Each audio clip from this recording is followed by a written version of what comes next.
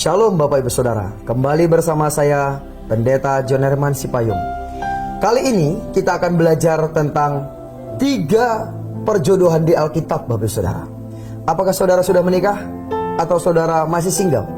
Atau saudara sedang mencarikan menantu? Nah, sayangnya saya sudah menikah saudara. Tapi tidak apa-apa, saya akan memberitahu kepada Anda, kepada saudara, setidaknya saya belajar ada 3 perjodohan yang saya pelajari di Alkitab. Ya, kita lihat Bapak Saudara, pertama yaitu adalah cari jodoh dengan usaha sendiri. Yang kedua, dijodohkan. Dan yang ketiga, Tuhan yang memberi. Siapa mereka? Nah, pertama kita lihat adalah dari Yakub, Bapak Saudara. Yakub ini adalah jenis perjodohan mungkin zaman now. Karena Yakub ini dia cari jodoh sendiri. Nah, di mana kita tahu Yakub ini lari dari saudaranya Esau setelah dia mengambil hak kesulungan. Dia takut akan dibunuh oleh saudaranya Esau, sehingga dia lari ke tempat pamannya di padang Aran ke rumahnya Laban. Ternyata di sana dia punya pariban. Ada 2, yang tertua namanya Lea, yang kedua namanya Rahel. Namun dia jatuh cinta kepada Rahel. Ketika ini disampaikan kepada Laban, Laban berkata, "Ya, lebih baik aku memberikannya kepadamu daripada orang lain. Tapi ada syaratnya. Kamu kerja dulu 7 tahun." Bapak Ibu Saudara, kita lihat di sini di dalam firman Tuhan berkata, Kejadian 25 ayat 20. Maafkan saya, di sini dikatakan dalam Kejadian 29 ayat 20. Jadi bekerjalah Yakub 7 tahun lamanya untuk mendapatkan Rahel itu. Tetapi yang 7 tahun itu dianggapnya seperti beberapa hari saja karena cintanya kepada Rahel. Bapak Saudara bayangkan, 7 tahun dianggap beberapa hari saja karena cintanya untuk Rahel. Dia kejar, dia rela lakukan apapun. Anak muda, kalau engkau belum menikah, apakah engkau rela bekerja untuk calon mertuamu 7 tahun untuk mendapatkan orang yang kau cintai? Yakub melakukan itu. Tetapi apa yang terjadi setelah 7 tahun? Maka pesta pernikahan pun diadakan. Ternyata yang diberikan bukan Rahel tetapi Lea. Dari sini kita belajar, walaupun akhirnya Rahel pun kemudian diberikan, dengan perjanjian Yakub harus bekerja 7 tahun lagi. Namun kemudian juga kita tahu dia tidak mendapat anak dalam waktu lama. Dan setelah melahirkan anak yang kedua, yaitu Benyamin. Anak pertama adalah dari Rahel itu ada 2 anak. Yang pertama Yusuf, yang kedua Benyamin. Setelah melahirkan Benyamin, dia meninggal.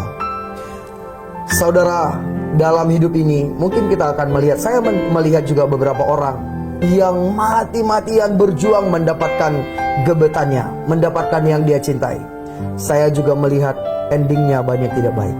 Endingnya adalah kekecewaan, berantem, tidak sedikit juga yang berakhir dalam perceraian.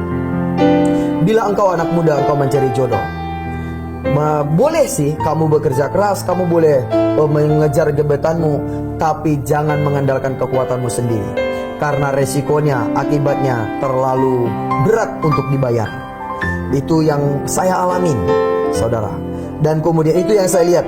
Dan kemudian yang kedua, perjodohan yang kedua yang saya lihat adalah gayanya Ishak. Ishak ini berbeda. Ishak ini dijodohkan. Dan kemudian Ishak menikah karena dijodohkan, saudara, dengan Ribka. Tapi akhirnya mereka ini punya rahasia masing-masing. Karena mungkin tidak pernah berpacaran, tidak pernah kenalan, jadi punya kepribadiannya masing-masing. Kemudian ada yang ketiga, yaitu ini yang direkomendasikan, yaitu yang ketiga ini, orang itu menikah karena inisiatif Tuhan.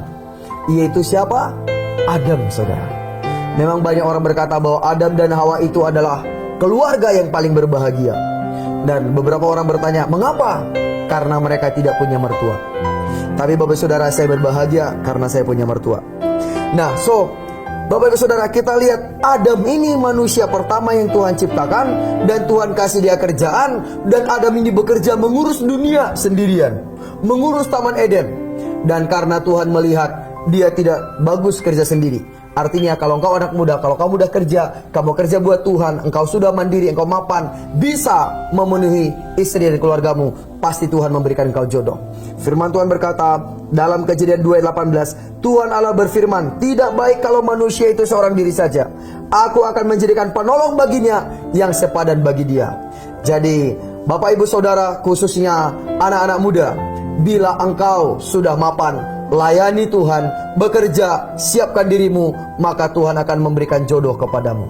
Maka Bapak Ibu Saudara, saya pun akan menjelaskan ke depan di lain kesempatan. Saya akan menceritakan bagaimana Tuhan memberikan jodoh kepada saya.